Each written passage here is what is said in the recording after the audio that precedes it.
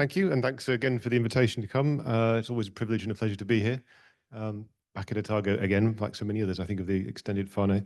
So this is just a shout out to Vicki and Suzanne, particularly Vicki, who's sitting up there, who's been the project lead on HEEP2 and made all of this happen, essentially. And we're just riding on the coattails of that fieldwork success. So for those of you who have not heard of the HEEP2 project, it's a 20-year rerun of the original HEEP1 project. Essentially looking at energy use and conditions in New Zealand homes. It's basically two studies. One is a national sample recruited via the Household Economic Survey from NZ Stats, and also a Canterbury-based specific study on new builds built to code about 2018, 2020, and high-performance homes as well in that area. There's about 40 of those, there's about 750 of the previous. It's led by BRANZ, funded by the Building Research Levy with co-funding from MB and the New Zealand Green Building Council as well. So what are we doing? So for about 333 of the households, they've got a very short initial contact survey, and we're getting retailer data, so smart meter data, electricity, and ideally gas. We're working on the gas at the moment. And then there's about 140 odd who, in addition, so they've got that, but then in addition, they're getting a more detailed home household occupant survey and a building and appliance survey as well. So there's more detailed information on what's actually in the home.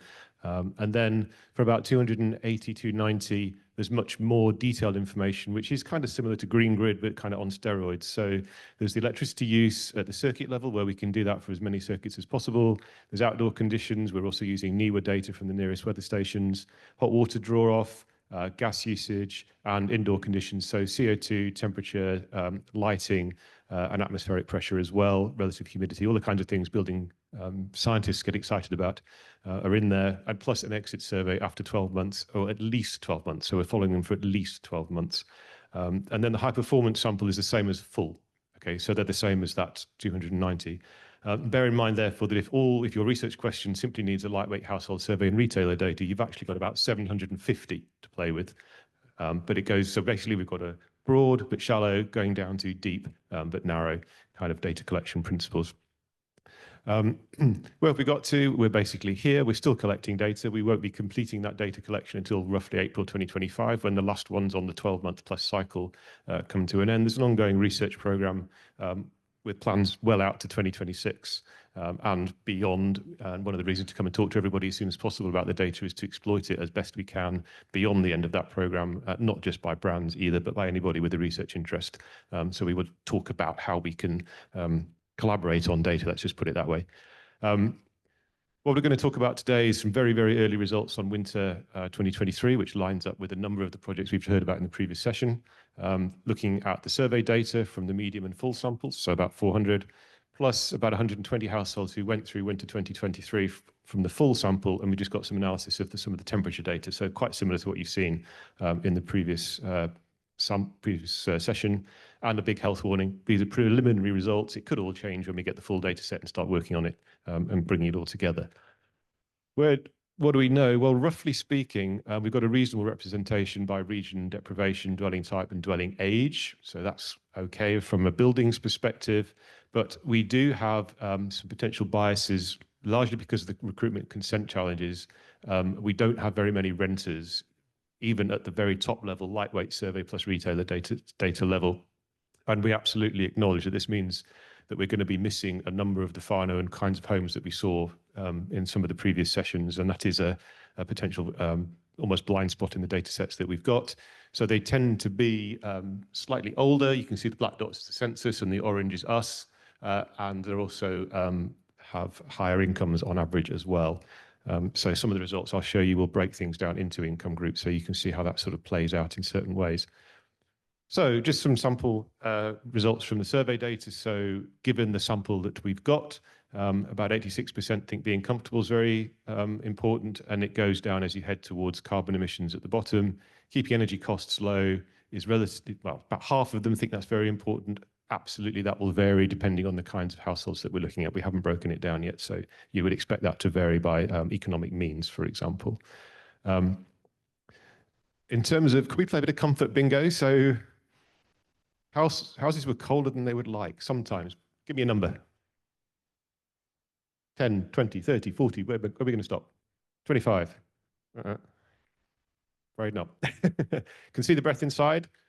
we'll skip through it. So 20% at least, sometimes. Cold enough to shiver, at least sometimes. And these are some of the metrics that we heard about this morning from, well, earlier on from Kimberly, for example.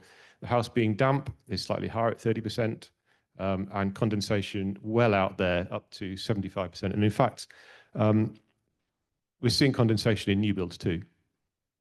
Thermal bridging is not a thing necessarily in New Zealand, as I come to discover. So we're getting figures of houses with mold. These are comparative to the General Social Survey, the part that actually BRANZ was involved in 2018, quite comparable. But in terms of the census, we're finding that we're overestimating. And this potentially could be due to with the way the data is being collected in building, in home, with a surveyor doing the survey and going around all the rooms, as opposed to self-reporting a census situation. So potentially some differences there. However, and this is for me coming to New Zealand relatively fresh, 92% of those people who are saying these things think their home is healthy. Okay, so there are narratives of culture and normality that we're dealing with, I think, in amongst all of the objective difficulties as well. So the frequency of heating rooms in winter, this is roughly, there's not so much difference from the original HEEP data, so 20 years ago, about close to 85-ish% are heating their living rooms every or most days. Okay, now let's look at bedrooms. You get almost the opposite distribution. However, if you look at rooms with a child under 5 in it, they're much more likely to be heated. Having said that, there's still, 30-odd% who never do. And if you happen to be a child aged older than that, well, I'm sorry, you're not getting it heated. And again, these roughly correspond to some of the General Social Survey results as well. So let's have a look at some of the internal temperature data. So this is going right down to the 125 roughly homes for whom we've got the monitoring data. This was the HEEP1 results from 20 years ago. And I'll just put on the WHO threshold of the mythical WHO 18 degrees, and then a 16-degree one as well, because I understand that that's respiratory illnesses, for example, can start to kick in at that point. And there's also an idea that might be a 12-degree threshold for cardiac and circulatory issues as well. I haven't included that one on this particular plot. So how are we doing now? Well, yay, during the day, the average temperatures have reached the WHO 18 degrees, and in the evenings they've even topped that. So whether it's a combination of insulation, ability to heat, so the heat pump phenomenon, for example, in the original HEEP study, there was, I think, 2% of homes had heat pumps. I think now we're looking at 60-odd, something like that. Okay, what about bedrooms? So this was bedrooms in 2001 to 4, pretty chilly. Where have we got to in 2023? Well, we haven't quite made it. So the average bedroom temperature is not yet reaching the WHO 18-degree threshold, not by a margin. And we'll see in the next one a little bit more detail. So these are median plots for living areas by time of day. The blue line in the middle is the median, and we've got the 25% and the 75th percentiles. What does that mean? Well, okay, whilst the median is well above 18 degrees, it means that at least 25% of the homes are experiencing much colder than that, well below the lower blue line. Okay, so even during the evening period, you've got at least 25% who are colder than 18 degrees. And if you look at occupied bedrooms, so here we go, we're seeing that dip down where the median drops. And in fact, we've got 25% who are below 14 degrees towards the end of the early morning period during those sleeping hours. So we haven't yet got as far as the kind of temperatures in bedrooms that we'd like. And remember the biases in the survey, right?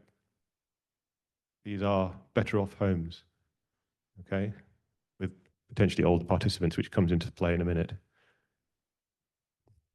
If we try to break it down by household income, just acknowledging the small samples that we've got here, you don't see much of a distinction during the day in terms of, or in living rooms during the day. But when you look at bedrooms, you've got a very distinct difference for those in the lowest income group. So that's a household income of below 50,000 a year. And you can see where the temperatures are going on that. And we know from our sample, at least, that 70% of them are over 65, 85% are not in the paid workforce. So therefore, you make some deductions about the kind of people, the vulnerable people who are exposed to these kinds of temperatures. And this is not a surprise, given some of the results we've seen earlier in the day, I don't think.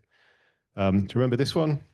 So we saw that they're more likely to be heated. Well, indeed, we do have some strong evidence of that. That's the green one up there. So we've got some strong evidence of a heating effect in young children's bedrooms in particular, and they're not decreasing as much during the night either. And we are also seeing some results which suggest increased insulation. So homes which were built since 2007-8 are seeing less decline in overnight temperatures where they've stopped being heated, but there's less of a decline, which means they're also easier to heat in the morning. So that's one of the reasons potentially why you're seeing warmer temperatures in the morning, which you might have seen from the comparison between HEEP1 and HEEP2. So just to summarize some of that, you've seen some of the results on what people are saying their homes are like, and yet they think they've got healthy homes. We've still got significant amount of mold. We've got, while living rooms are generally heated, bedrooms are generally not, except for young children's bedrooms. And we heard about some of that prioritization in some of the projects we heard about in the previous session. In terms of winter 2023, living rooms and bedrooms are warmer than they used to be, but they're still, bedrooms in particular, are still not warm enough, except for those for young children, where there clearly seems to have been a focus, potentially through different kinds of policy advice or recommendation, where that is not less the case. Bedrooms are still too cold, and that's especially the case for those in our sample on the least income. And I will say this is drawing on a number of things, including a large research report, which is out right now. You can get a hold of that from the BRANZ website on there. You can also look at the data catalogue. So there were questions about questions. So they are available, and so is the household survey. So anybody who wants to reuse the same research instruments, it's all documented and it's all there.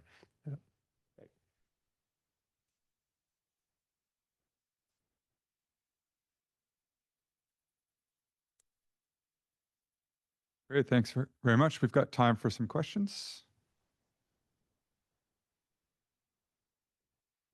Well, I've got one. I wrote it down, but I can't remember what it is. I guess looking at our policy market regulatory interventions and the comparison between HEEP 1 and 2, are we doing well? Or is it that same segment of the population that's being left behind? So that one, we're improving the housing conditions for some, but not. Yeah, so on the unfortunately, at the moment, difficult to say from what we've got and what we've done. Obviously, that's the analysis that we'd like to do, although some portions of that, the segments of concern, if you will, may be missing from the data that we've got. However, there is, I think, potentially evidence in just what you've seen there that there are improvements for some, but not for all. And we have to think about how we can do this more equitably. So things are getting better, but they're not as good as they need to be. And the next question is, what do we do about it?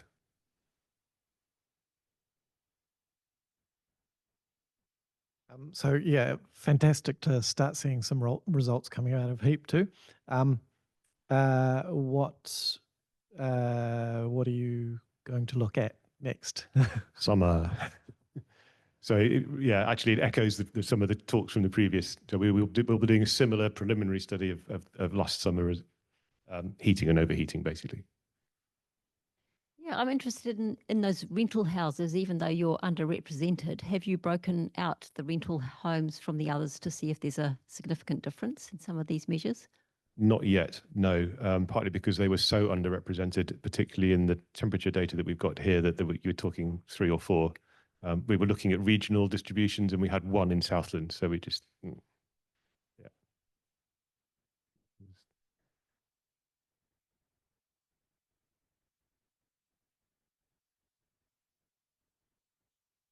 I'm not sure if I misinterpreted the bit about the new builds and stuff, but obviously with new builds getting condensation in them, is there an issue with the way that building conducts happen and sort of the scale at which a house should be built? Because obviously in the UK there's quite good insulation. It doesn't lead to as much mold, but I know that there's still issues with new builds in the UK where they've not been built with the idea of airflow through them, which leads to that. So does building practices need to change for new builds?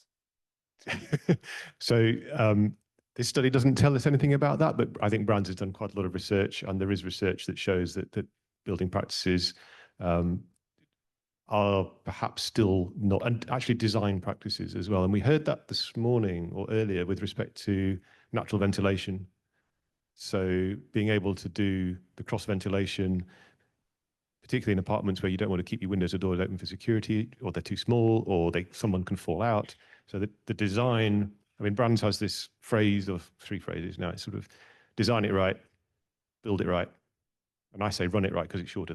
We say operate it right, but run it right sounds better. So we'll go for that. But the design is crucial, and then the build practice is crucial. And I think there is, as Vicki said, there's strong evidence that practice needs to be improved.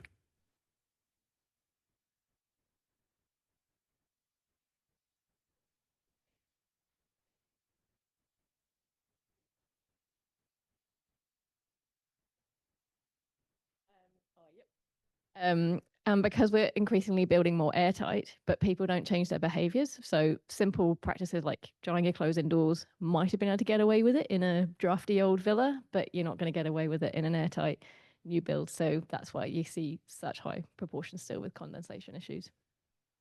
That's part of the problem anyway.